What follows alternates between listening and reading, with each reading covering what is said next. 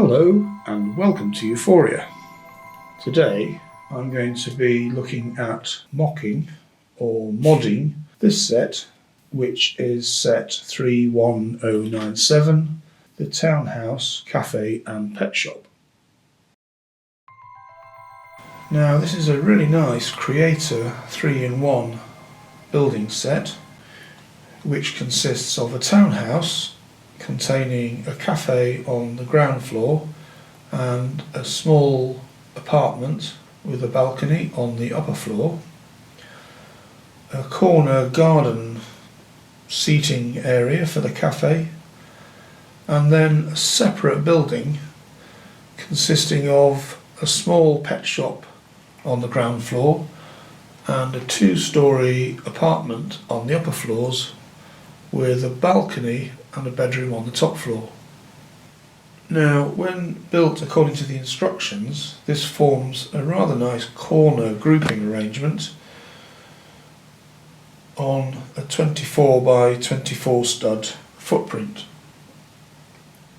The buildings have lots of really nice details, but they are rather small, being only 12 studs by 8 studs, and have an open back, so they're not really complete buildings. However, they are built in this really neat mini-modular way, which means that each part of the build is a separate little module, and a bit like the Creator Expert modular buildings, they do have tiling around the top of each part of the build. And that means, for example, that this part, which is the townhouse and balcony with its rather ornate gable, can go either on top of the cafe module here, and it's designed to do so quite cleverly so that it avoids hitting the 3D sign for the cafe or the top of this window.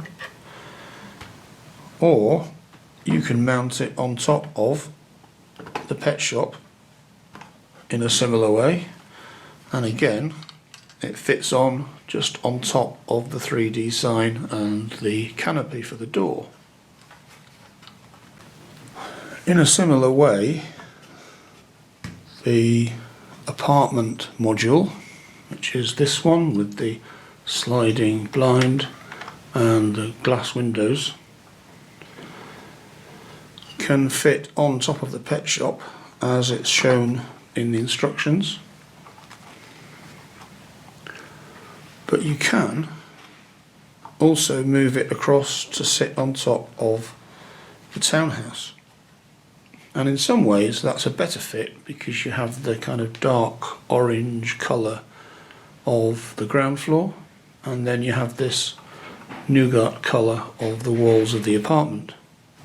You could put the top floor module with the roof and the solar water heater directly on top of the pet shop instead of on the other half here, or of course you can put it back on top of the other part of the apartment here. You could even take the roof section off the townhouse and put that directly on top of the pet shop, giving you a cute and rather ornate little 1-storey building. And I guess you could even go as far as putting the townhouse living accommodation on top of the cafe with the apartment on top of that. So there you have quite an impressive 4-storey building. Might be rather strangely multicoloured, and of course it still has an open back, and there are no stairs or other means to get up to the different levels. But I think the modular nature of these buildings makes them really attractive and a fantastic candidate for starting a MOC. So I'm not going to follow my normal design process for this MOC. I'm going to do a kind of accelerated design process because the inspiration for this build comes from the creator set that I've already got. The concept is kind of the same, which is to keep these two buildings but make it into a modular layout. And I'm doing the outline design more through a process of prototyping and experimentation than by doing a paper design. However, I think when I've done that prototyping and worked out what I'll be doing with this layout, I will revisit the concept and the outline design, firm those up, and I will still have to do some detail design and some procurement to obtain the parts that I need to complete this MOC. So let's have a look at some different options for turning this building into a modular MOC. I think, as with all modular buildings, I have two basic options. One is to build a straight modular building on a 32 by 32 base plate, and the other option is to build a corner building also on a 32 by 32 base plate. So let's start by looking at the straight modular option. So if I want to make this into a modular building, I need to lay it out on a 32 by 32 stud base plate with the connection points at the sides here, and obviously if it's a straight modular building then the equivalent connection points also go at the other side. And here I've had a go at laying out the two buildings side by side with enough space at the front for the pavement. And what I've done is to show what the footprint of these buildings would be like if they were extended backwards. And you can probably see here how I've laid this out with the pet shop and apartment building extending out further, and I've made it here into an 18 wide building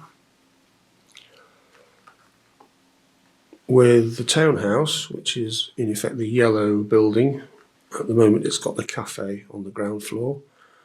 I've made that into a 14 wide building. I think there's just about room in the back of the building here to include a staircase to get up to the next floor. And for the apartment building, what I've done is I've included a front door with a staircase up the side, and then the space under the staircase can be part of the pet shop on the ground floor. So I think that's one quite nice and viable arrangement for these two buildings to be converted into modular style buildings. But of course I am losing the garden on the corner, which in this little module is a 12 by 12 plate. And in effect what's happened is that the space that that square occupies is now here at the back of the buildings. So I could build a bit of this garden at the back, or I could reduce the depth of this building so that it was maybe this size, giving space for the garden at the back. Or I could just decide that I don't need this garden and put it somewhere else in my city. Another way to do it would be to retain the corner layout with the garden courtyard in the corner, set back slightly more to allow room for the normal width of a modular pavement around the corner. And that way I could get a 16 wide frontage for this building on this side and a 16 wide frontage for this building on this side.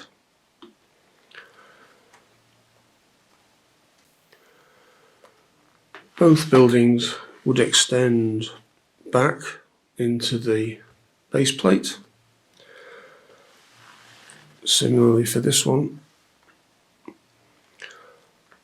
And there's room for the stairs up to the upper floor of the apartment here, which I could put with access from the back, or I could do something similar to what I did with the straight version, which is to put the front door at the front here and have the stairs going up this side,